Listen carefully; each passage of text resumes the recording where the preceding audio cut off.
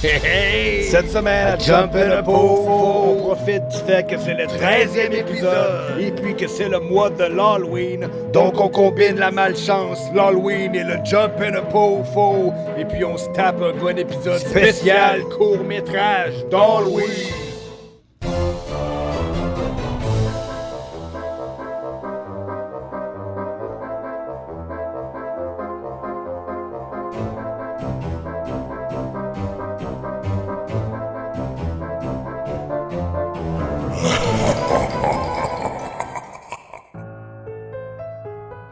Bon, êtes-vous bien assis, mes petits Chris, là, parce que je la répéterai pas deux fois, là, la petite histoire.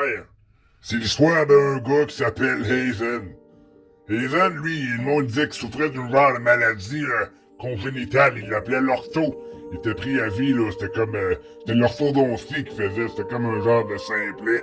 Tu sais, pour lui, dans la vie, là, y a pas mieux qu'une bonne sandwich au jambon avec un bon verre de dorade, là. En plus, le gars, il était accro au nuque. C'est quoi ça, du nuque? Ça, c'est une drogue de synthèse qu'on s'injecte directement dans le cou. Fait que quand il allait chez le monde, il grimpait ses toits pis il sautait dans leur piscine. Fait que ça, c'était ça son gros fun.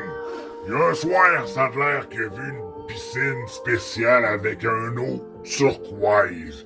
Pis là, c'est comme devenu un genre de précieux. Fait qu'il a essayé de tout faire pour essayer de s'approcher de la piscine, puis finalement, il a réussi à monter sur le toit, puis il a sauté dans la piscine. Malheureusement, c'était pas de l'eau qu'il y avait dans la piscine. Mais non, c'était une toile. Les propriétaires étaient partis en voyage, ils avaient fermé la piscine.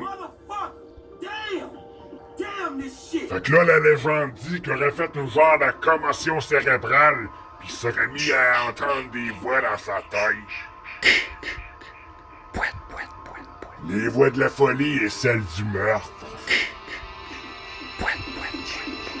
Fait qu'il se serait graillé d'une marchette, puis après ça, il se serait dirigé d'une espèce de party de retrouvailles du secondaire. Tous des anciens amis.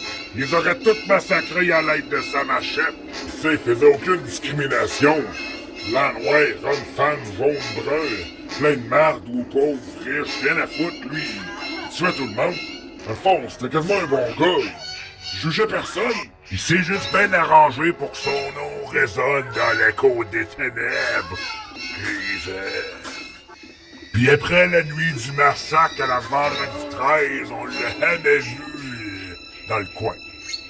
Fait que c'était ça, mes petits Chris, l'histoire d'Halloween. Vous resterez après la pause, il y en a un autre à vous raconter.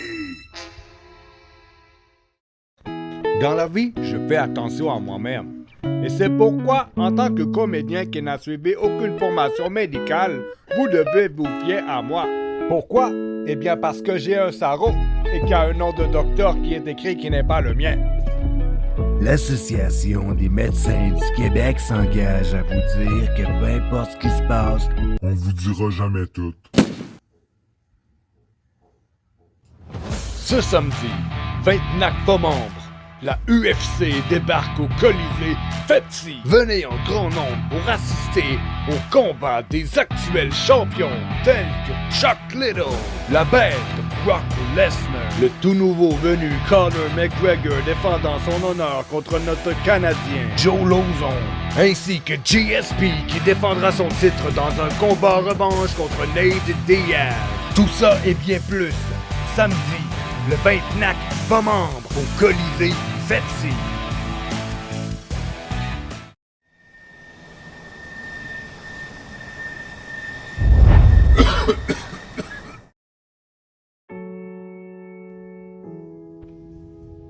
Équipé. Betsy la Fonte. El Monte comme un taureau. Les grandes villes sont bien connues pour être le repère de tous les vices. On y retrouve toutes sortes d'abus, tels que la consommation abondante de drogue et d'alcool, de sexe et également de meurtre. Malheureusement, certains abuseurs tombent dans un excès. Voici l'histoire de Bruno Dubout, alias le tueur de redneck. Bruno est un Tanguy version moderne. Il habitait toujours chez ses parents, et ce même passé l'âge de 40 ans. Cependant, il vivait comme un adolescent. Il jouait à des jeux vidéo, fumait énormément de cabanis et avait un penchant pour la perturbation. Quand il se perturbait, il s'attachait une cravate autour du cou pour être sûr que sa perturbation le perturbe encore plus.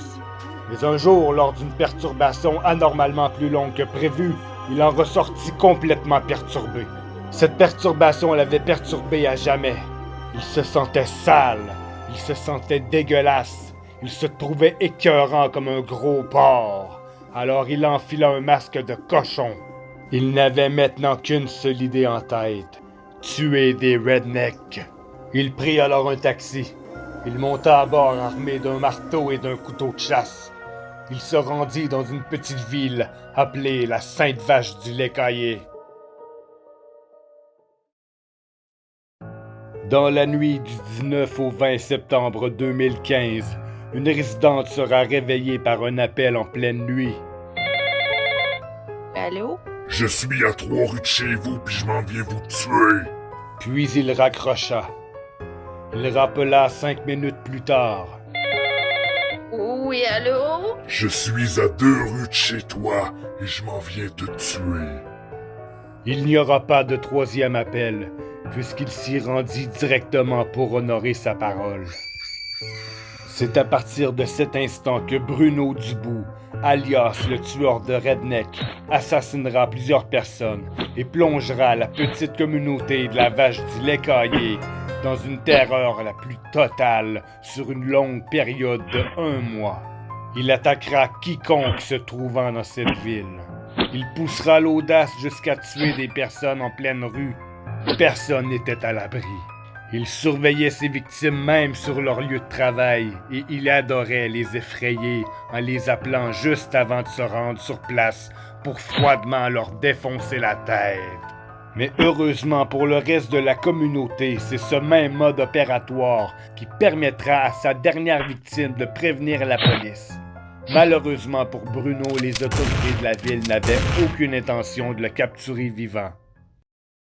Depuis les événements, la ville de la Sainte-Vache du lait caillé essaie d'oublier ce mois d'automne 2015. La plupart des meurtriers en série semblent tout à fait normales.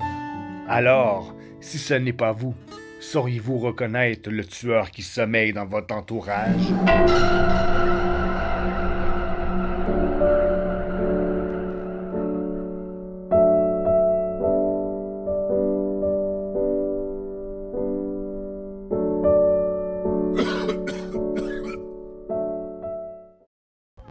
Et c'est ce qui met fin à notre 13e épisode spécial d'Halloween, Jump in the Blood Pool. J'espère que vous avez su apprécier l'épisode dans toute sa différence. On va reprendre le format habituel dans le prochain épisode de Jump in the Pool. Et d'ici là, prenez soin de vous et préparez-vous à d'autres institutions qui n'ont pas d'allure. Et tout ça à Jump in the Pool. Like, abonne-toi. Surtout like. Ouais, Chris, pas long. Liker, c'est moins long que se perturber.